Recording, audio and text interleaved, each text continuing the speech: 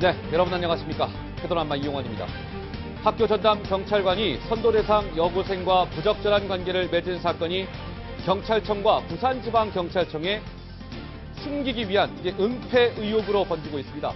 남자 고등학생 22명이 2명의 여중생을 집단으로 성폭행한 사건 5년 만에 실체를 드러냈는데요. 피의자들과 그의 가족들이 이 피해자에 대한 사죄 대신에 경찰 수사에 불만을 드러내고 있어서 또 다른 공분을 사고 있습니다. 오랜만에 등장했습니다. 박유천에게 성폭행을 당했다는 여성이 5명으로 늘어난 가운데 박유천이 내일 경찰에 출석해서요 조사를 받을 예정입니다. 자신이 소속된 연예기획사에 유명 연예인이 영입된다는 정보를 미리 입수하고 관련 주식을 매매해서 2억 원대의 시세 차익을 얻은 혐의를 받고 있는 여러분들 다들 좋아하시는 가수 정용화가 검찰 조사를 받게 됐다. 이런 소식까지 포함해서 저희가 두 분을 모시고 사회 이슈를 먼저 살펴보도록 하겠습니다. 자, 두 분 안녕하세요. 어서 오십시오. 자, 이 두 분과 함께 좀 차근차근 살펴볼 텐데요. 이 본격적으로 이야기 나눌 첫 번째 주제 영상을 통해 만나보시겠습니다.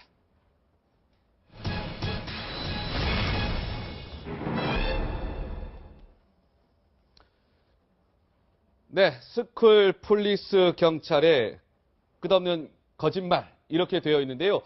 지금 이게 박 소장님 학교 전담 경찰관, 이제 부산에 소속됐던 2명의 경찰관이 본인이 담당하던 학교 이제 여고생들하고 부적절한 관계를 맺었다는 거 아니겠습니까? 그렇습니다. 근데 이게 약간 좀 경찰들이 은폐하려고 했다 의혹이 좀 불거지고 있어요. 예. 이게 보통 제가 경찰서장을 했거든요. 평택 경찰서장 하셨죠? 예, 예. 이거 말고도 한 6번 했습니다. 근데 문제는 뭐냐면 이러한 사건이 나면은 지방청에 보고하기가 참 어렵다는 겁니다. 왜 그러냐면 지방청에 보고하면 어떻게 되겠습니까? 너 왜 이러한 사건이 발생하도록 관리감독 제대로 못했냐? 네. 이런 게 들어서거든요. 그러니까 사건이 벌어지는 후에는 어떻게 합니까? 지방청에서 본청에서는 나한테 보고 안 했다. 예. 보고 안 했다는 이유만으로 면피하려고 한다는 겁니다. 지금 이게 가장 큰 문제라는 겁니다. 예. 자, 박 사장께서 말씀하신 것처럼 이제 부산 지방경찰청 그리고 서울에 있는 경찰청 이 모든 곳이 이번 사건을 이제 덮으려고 했다. 이제 이건데요. 좀 이따 좀 차근차근 짚어보고 조금 전에 제가 방송 들어오기 전에 한 이제 언론 보도를 통해 알려진 내용인데요. 함께 한번 제가 정리를 좀 해드릴게요.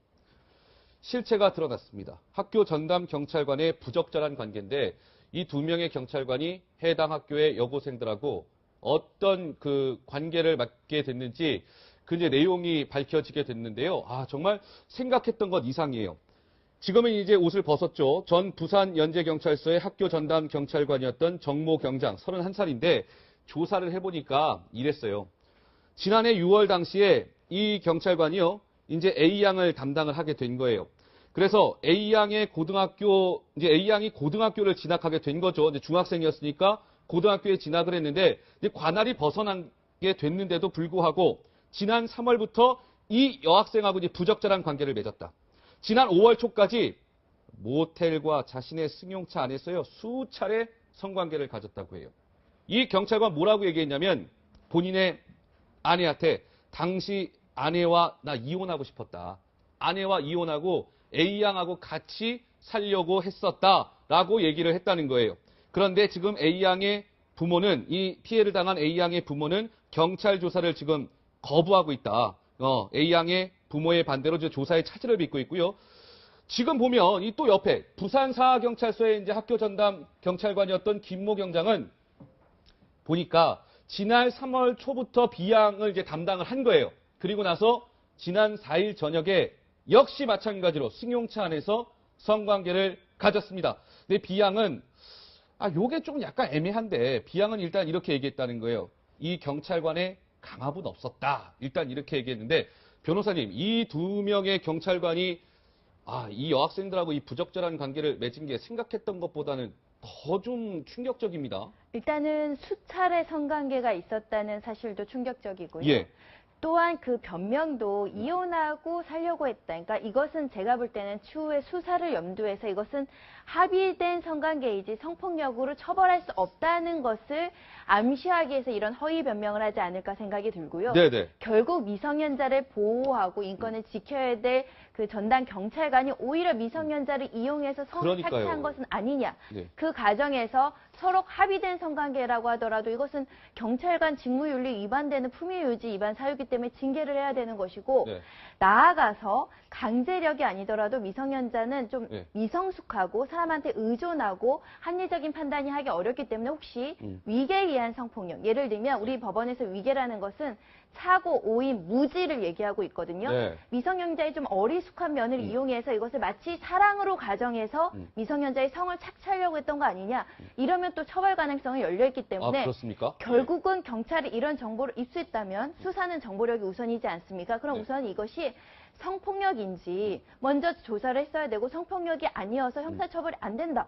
그러면 징계라도 할 수 있는지 그런 절차를 차근차근 밟아서 경찰 조직의 어떤 썩은 부리, 네. 불도덕한 부분을 딱 잘라내려는 노력을 해야 되는데 그런 노력이 없이 오히려 조직적으로 은폐하려는 상황. 네. 그래서 경찰들이 뭔가 문제를 일으켰을 때 꼬리 자르고 뭔가 사표를 그러게 받는 말입니다. 것으로 사건을 예. 무마하려고 하지 않느냐라는 질타를 받게 되는 겁니다. 네. 그게 좀 걱정이 되는 것은 손 변호사께서 말씀을 주셨지만 이 비양 같은 경우에 이 경찰관하고 이제 성관계 가졌다는 거 아니겠습니까? 근데 일단 비양은 학교 이제 선생님인가요? 그 상담 과정에서 저 경찰관이요. 저 강제로 성관계 하려고 하지는 않았어요.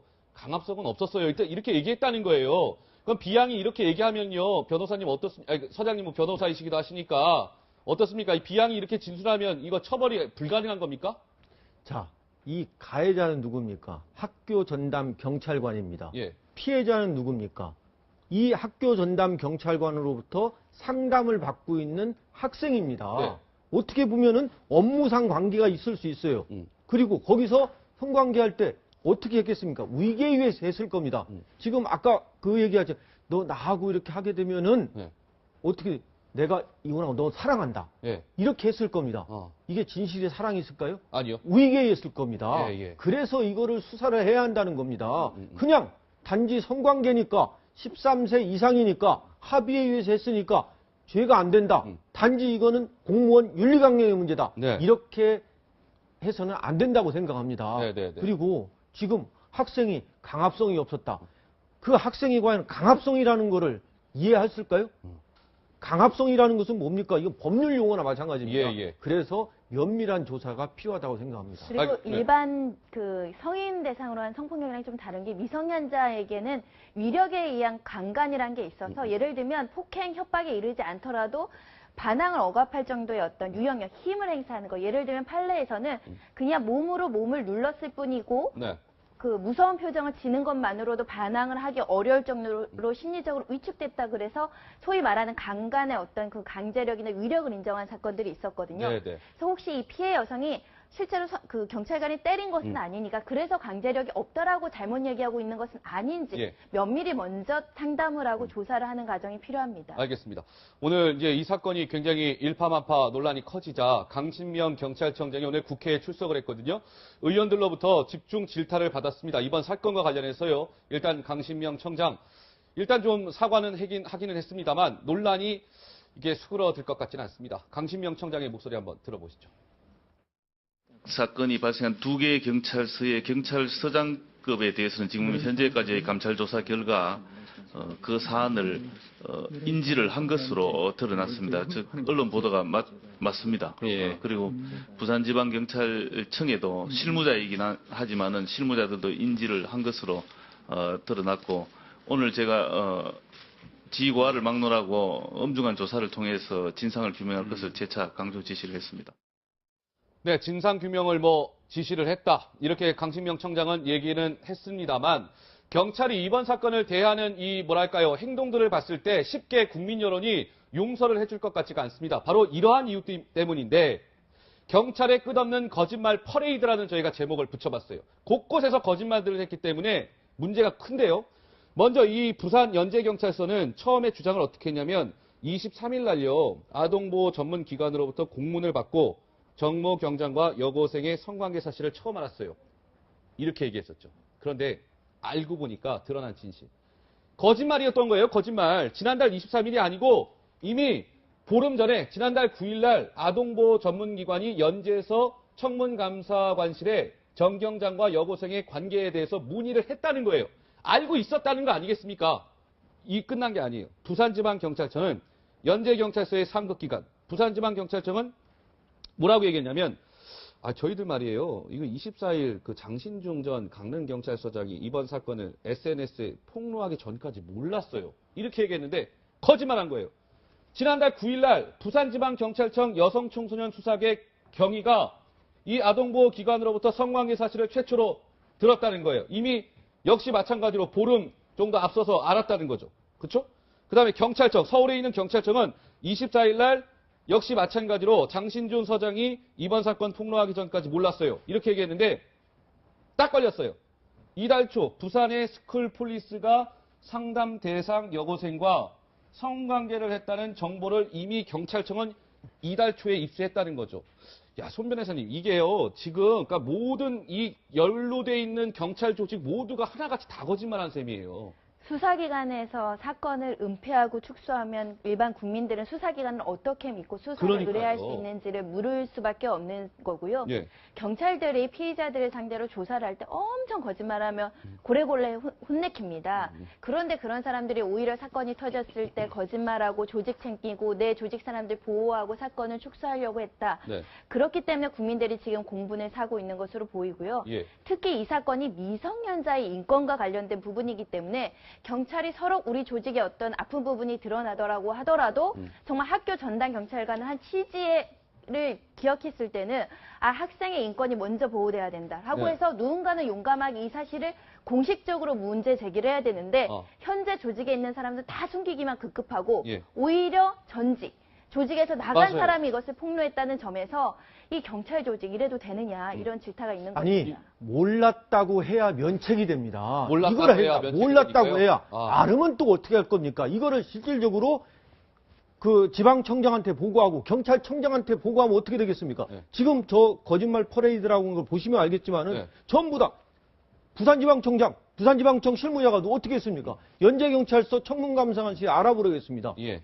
경찰청 감찰 어떻게 했죠? 부산청에다 지시해가지고 알아보라고 했습니다. 그리고 피해자가 신고하거나 피해자의 의사에 반해서 네. 그때 보고해라고 했습니다. 이게 현실이거든요. 그렇다고 보고하면 뭐 제대로 되나요? 조직이 너무 경직되고 또 보고하면은 네. 또 그에 따른 문책이 따르니까 제대로 보고를 못하는 겁니다. 이번 이 사건이 사실 경찰 조직은 적당히 하고 넘어가려고 했던 것 같아요. 그런데 아까 말씀드린 대로 장신중 전 그 강릉경찰서장 폭로로 알려지게 되는데 오늘 한 언론 인터뷰에서 이렇게 얘기했더라고요. 아니요. 한번 생각해 보세요. 경찰관 음주운전만 걸려도요. 다 위에 보고됩니다. 부산청장이 몰랐다고요? 아유, 이거 코미디 같은 일이에요. 있을 수 없는 일입니다. 라고 하면서 일침을 가했는데 지금 보면요. 이 사건이 여러 이 경찰 조직의 뭐랄까 문제점을 좀 드러내고 있는 것 같은데요. 보시면 이겁니다. 정신 못 차린 부산경찰. 보세요. 김성식 부산연재경찰서장이 일단 어제 이 부산연재경찰서장에서 물러나지 않았습니까? 그런데요. 가관인 것이 뭐 좋은 일 때문에 물러난다고 직원 40여 명한테 계단 딱 직원 40명이 도열해가지고요. 박수 쳐줬다는 거예요. 고생하셨다고. 그리고요. 이상식 부산경찰청장은 이게 어제 이제 기자회견을 했단 말이에요. 청장께서. 근데 사과 장면은 촬영을 또 거부했답니다. 아이고 카메라 찍지 마세요. 그러면서 또 사태를 일축했는데 손 변호사님. 김성식 서장 같은 경우는 글쎄요. 이거 아직도 이 경찰만 이 사태의 심각성을 잘 모르는 것 같아요. 박수 받고 떠날 때입니까? 지금 국민들한테 머리를 숙여서 우리의 잘못한 부분에 대해서 사과하고 재발 방지를 약속해야 되는 시점에 오히려 뭔가 자랑스럽게 박수를 치고 나간다는 것은 사실 국민 정서하고는 굉장히 배치되는 부분이고 예. 그 말씀하신 것처럼 가장 큰 문제는 그거 같습니다. 내가 인권보다 정의보다 우리 어떤 경찰관의 사명보다는 내 어떤 조직이 내 자리 지키기에 급급한 거. 예. 내 뭐라고 하죠? 그 자리가 떠나갈까봐 그거에 연연하다 보니까 책임 회피하고 싶고 남한테 떠넘기고 싶고 그러게 말입니다. 무마하고 싶고 그러다 보니까 조직이 말씀하신 것처럼 정직되고 잘못한 사람들이 제대로 처벌되지 않고 유야무야 넘어가고 이런 문제가 또 터지면 예. 서로 동료들끼리 서로 감싸주는 이런 문화 때문에 사실은 제대로 된 그 정비 그리고 예. 재발 방지가 안 되는 게 아닐까 싶습니다. 이상식 부산경찰청장은요, 어제 이제 카메라 다 빠지라고 한 거예요. 사과하는 장면은 찍지 마세요. 빠졌습니다. 근데 그 자리에서 뭐라고 얘기했냐면 이렇게 얘기했답니다. 언론사 카메라 앞에서 제복을 입은 경찰이 공식 사과하는 것은 사퇴를 염두에 뒀다고 봐야 하는데, 이번 사건이 뭐 그 정도 사안은 아닌 것 같은데요? 저 옷 벗을 정도의 사안은 아닌 것 같은데요? 라고 얘기했다는 거예요. 언론 카메라 다 빠지고 난 다음에. 글쎄요, 어떻게 보십니까? 그러니까 이상식 경찰청장 부산장 제가 잘 압니다. 잘 아세요? 예, 예. 같이 근무도 했었고 자존심이 상당히 강한 사람입니다. 그러니까 수그릴 줄 잘 몰라요. 수그릴 땐 수그려야죠. 제가 개인적으로 예. 가장 제일 잘 사과를 잘 안 하는 기관이 어딘지 아십니까? 검찰총장, 경찰청장, 예. 또 대법원 법원장 이런 사람들입니다. 이런 사람들이 잘 수그리고 정말로 진심 어린 사과를 못 합니다. 네. 권위 때문에, 체면 때문에. 저는 이 실제 지금 민심 돌아가는 걸 못 읽은 거라고 생각합니다. 아까 경찰서장도 뭐겠습니까? 이게 도열할 게 아니거든요. 네. 그런데 그게 관례화라는 그것 때문에 직원들이 아마 이임식을 아마 하자고 했을 겁니다. 이거 안 해야 되는 거죠. 예. 지금 제가 알기에는 연제경찰서가 이임식할 분위기가 아니거든요. 예, 예. 초상집이거든요.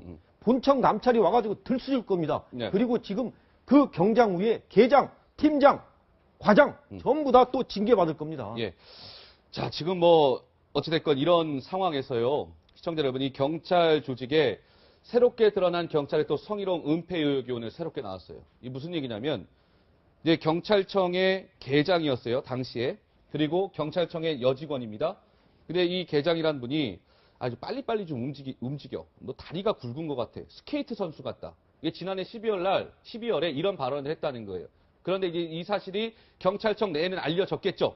그러니까 경찰청이 징계 같은 거 없이 그냥 슬쩍 서울지방경찰청으로 전보 조치하고요. 은폐하려고 했다.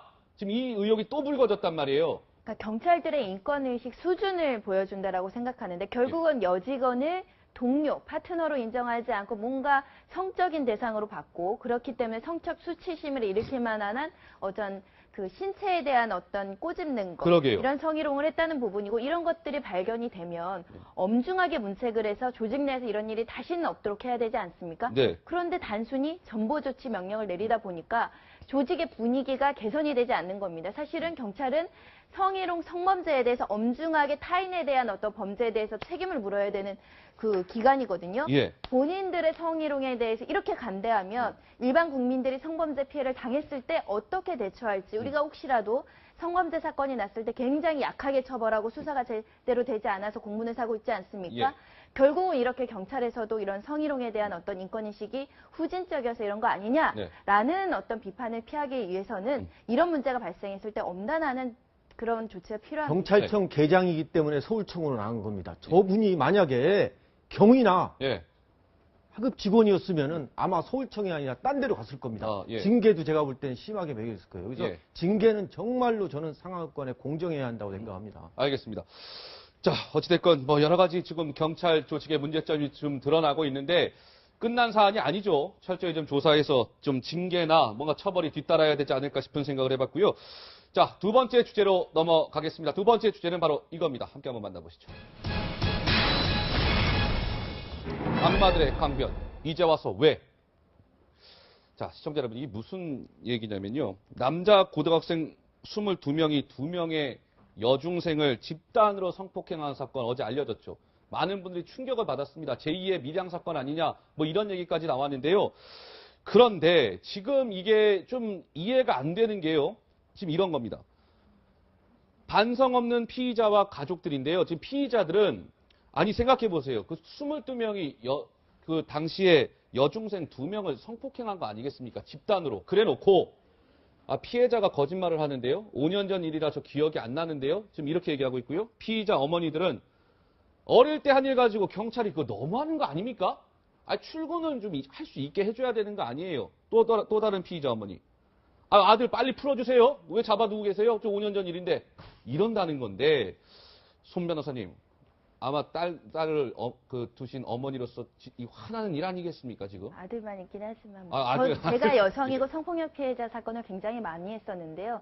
적반하장이죠. 사태의 심각성을 모르는 겁니다. 이 성범죄가 얼마나 무서운 범죄인지 모르니까 이렇게 아들만 보호하고 피해 학생은 어떤 상황인지도 제대로 인지를 못하고 아들만 지금 보호하자고 나오는 것인데 네. 저는 이런 반응들이 나오니까 두려운 것이 혹시 이 피의자 어머니들이 피해자의 가족을 찾아가서 불필요하게 명예훼손을 하고 공격하고 합의를 종용하면서 협박을 하지 않을까. 오히려 피해자 책임을 두면서 네가 잘못을 했으니까 우리 아들이 이렇게 한 거 아니야. 그러니까요. 라고 하면서 오히려 피해자를 공격하지 않을까 굉장히 염려가 되고요. 예. 이런 식으로 대응을 하면 형사재판 판사님이 오히려 양형을 세게 매깁니다. 아. 반성하지 않는다. 네. 피해자의 인권을 침해했다. 2차 피해를 유발했다라고 해서 오히려 반성하지 않는다고 강한 어떤 형을 내릴 가능성도 있기 때문에 네. 이런 진술은 정말 하지 말아야 될 것이고 혹시나 이런 내용들을 피해자가 언론 보도를 통해서 들었다고 생각해 보십시오. 훨씬 더 억울하고 훨씬 그러니까요. 더 정신적인 피해가 커지고 예. 그리고 혹시나 내가 정말 앞으로 이걸 또 이런 식으로 공격이 계속 이루어질까 봐 수사 자체에 대한 두려움이 생깁니다. 예, 그래서 예. 수사가 제대로 이루어지지 않는 경우도 있거든요. 예. 그래서 이런 부분들은 엄단하게 자제시키고 그 경찰에서도 이러지 말라라고 경고를 줘야 됩니다.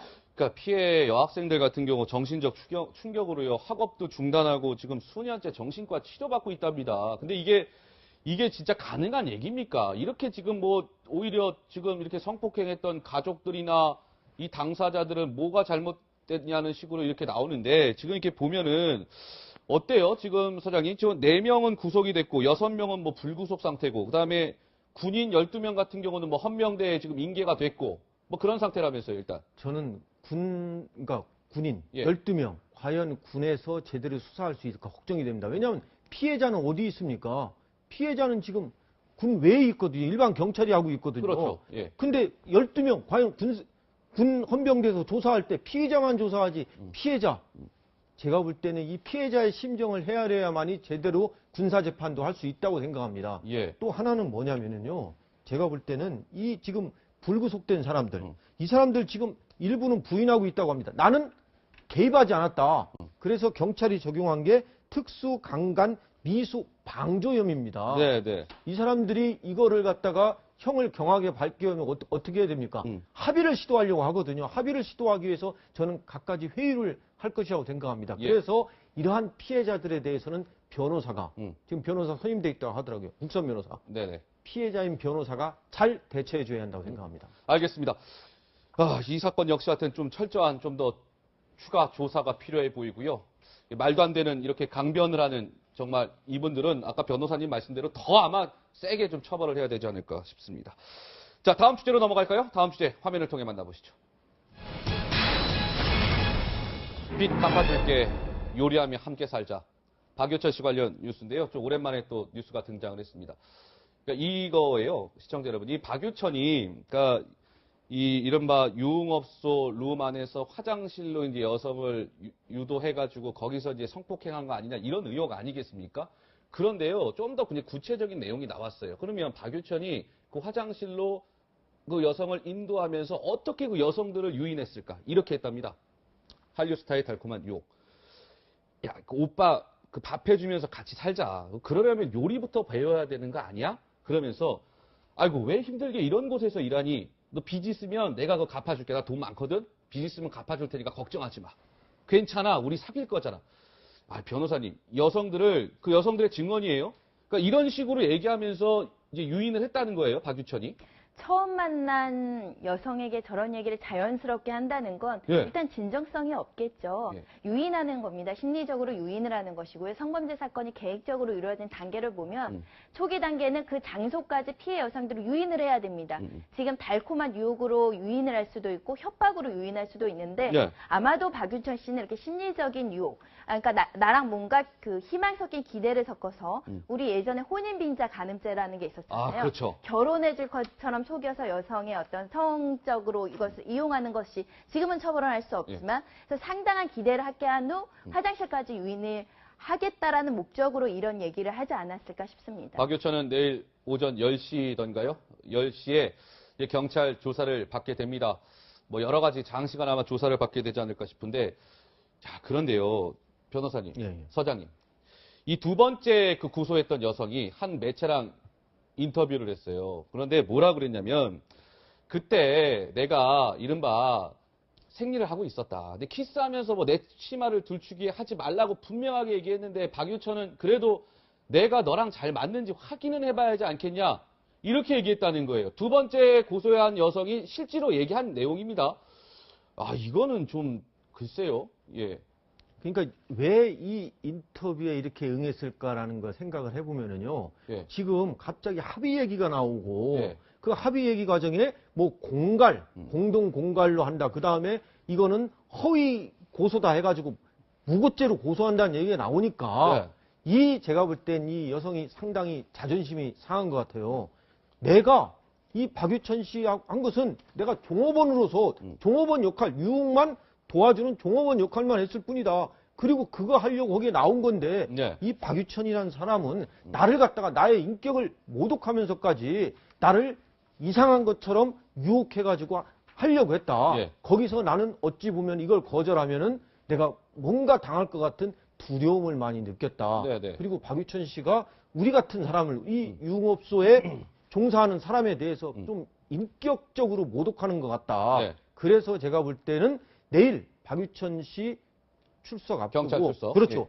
이 방송국에 했다는 것은 상당히 지금 박유천 씨에게 불리하게 작용된 거라고 생각합니다. 자, 변호사님, 뭐 이런 상황에서 박유천한테 이른바 당했다라고 주장하는 또 다섯 번째 여성이 등장을 했다면서요. 그런데 또 공교롭게 피해 장소가 화장실입니다. 또 화장실입니까? 그러니까 이게 일정한 패턴을 보이고 있는데 아직 예. 수사 중이니까 결론을 예단할 수는 없고 두 가지 가능성이겠죠. 실제로 이런 패턴으로 범행을 했다. 두 번째는 사실과 다른데 피해자들이 모방 심리로 그 전에 피해 진술한 여성들의 피해를 모방해서 나도 예. 성폭력을 화장실에서 당했다고 가장해서 얘기할 두 가지 가능성이 있는데 결국 그 진실은 경찰에서 좀 밝혀야 될 것 같고요. 네. 근데 만약에 이런 피해 여성들의 진술이 진짜 사실이다라고 한다면 사실은 수법의 동일성이 있고 그 상황이 굉장히 구체적으로 드러나고 있고 실제 경험에 비롯해서 경험하지 않으면 진술하기 어려울 정도로 굉장히 상세하게 얘기를 하고 있다라고 한다면 네. 이 진술의 어떤 신뢰성이 굉장히 강하게 부여될 수 있거든요. 다만 현재 언론에 보도된 것은 성관계에 동의하진 않았다. 그 상황이 굉장히 수치스러웠다는 것까지는 확인이 됐는데 네. 근데 그 다음 단계 폭행 협박, 어떤 힘을 이용해서 유형력을 행사해서 반항을 못하게 했느냐. 예. 이 부분 진술은 아주 구체적으로 아직까지는 드러나지 않고 있거든요. 경찰에서 조사를 하면서 실제로 합의됐는지 그리고 그 성관계 과정에서 박유천 씨가 예. 어떤 힘을 써서 여성들의 반항을 힘들게 했는지 이 부분을 밝혀내야 될 겁니다. 알겠습니다. 자, 우리 박유천 씨 내일 하여튼 경찰에 출석을 한다고 하니까 내일 또 아마 관련 뉴스를 전해드려야 될 것 같고요. 자, 마지막 저희가 사회 이슈 마지막으로 골라본 주제는 바로 이겁니다. 함께 한번 만나보시죠. 네, 아이돌의 추락 2억의 시세 차익을 꿀꺽한 거 아니냐. 밴드의 그 CN블루 소속의 가수죠. 정용화와 관련된 뉴스인데요. 간단하게 좀 설명을 드릴게요. 유재석이 로또, 정용화 주식 부당이득 혐의인데 이 정용화 씨가 이 본인이 소속되어 있는 FNC라는 엔터테인먼트에 소속이 돼 있어요. 그런데 2015년 7월에요. FNC 주식 2만 1000주를 4억 원에 매입을 합니다. 뭔가 이제 연예인 한 명이 아주 거물급의 연예인이에요. 여기 있습니다. 유재석 씨. 유재석 씨가 FNC에 이제 영입이 된다. 이런 정보를 미리 입수를 해가지고 그 전에 이 2만 1000주를 4억 원에 매입을 한 거예요. 그리고 유재석이 영입이 실제로 됐고요. 주가가 엄청나게 뛰었습니다. 6억 원에가 되판 거예요. 그러니까 2억 정도를 남겨 먹은 거죠. 근데 이게 일주일 사이에 2억 원어치의 차익을 받는데 일주일 만에가 2억 원어치 지금 이 시세 차익을 봤다는 거 아니겠어요? 검찰 조사 받았다면서요. 그러니까 지금 제일 핵심이 뭐냐면요. 예. 유재석 씨가 이 FNC에 영입한다. 이러한 정보를 정용화 씨한테 누가 줬느냐. 예. 이게 미공개 내부자 정보 이용입니다. 이거 원래 못하게 돼 있어요. 그러면 여기서 내부자가 누구냐. 예. 주주냐. 그 다음에 이걸 아는 사람, 회사의 어떤 임직원. 이거를 통해서 정용화한테 야, 너 지금 유재석 씨가 영입되니까 네네. 그럼 주식 팍 오른다. 예, 그러니까 주식 사라. 예. 그리고 팔아라. 음. 그럼 막대한 시세차익 살 수 있다. 예. 이걸 누가 했냐 이거죠. 예, 그래서 아니면은 예를 들면은 정용화 씨가 아니 나 유재석 영입 정보 몰랐다. 그냥 내가 아는 사람으로부터 한 거다 하면은 예. 이게 혐의가 인정이 안 될 수가 있습니다. 예, 예. 그래서 제일 이 수사의 핵심은 뭐냐? 정용화 씨가 누구한테 들었냐 이건. 누구한테? 그렇습니다. 근데 이 정용화 씨가 예전에 한번 한 그 방송에 출연해가지고요. 했던 얘기가 이게 좀 또 다른 좀 논란을 사고 있는 것 같은데 정용화 씨 목소리 한번 들어보겠습니다. 실제로 근데 저작권 얘기하는 게 솔직히 저는 왜? 그런 게 있어요. 저작권료 얘기를 하면은 예. 음악보다 돈을 위해서 막 곡을 쓴다 이런 느낌이 들어요. 저작권 때문에 내가 뭐 노래하고 이러는 거 아니라 돈 때문에 뭐 그러는 거 아닙니다. 뭐 이렇게 얘기를 그래서 우리 하니까요. 예술인들은 돈에 초월해서 어떤 예. 예술적인 감각에 대해서 평가를 하고 싶은데 그 부분에 대해서 이제 견제라는 건데 지금 드러난 사건은 어찌됐든 미공개 정보를 이용해서 주식을 취득하고 팔고 이게 사실이라고 한다면 굉장히 경제적인 목적으로 사실 움직였다는 거거든요. 그렇기 때문에 언행 불일치 아니냐 이런 지적이 있는 겁니다. 예, 알겠습니다. 오늘 두 분을 모시고요. 다양한 또 좀 저희가 사회 이슈를 살펴봤는데 두 분 말씀 여기까지 듣겠습니다. 잘 들었습니다. 고맙습니다.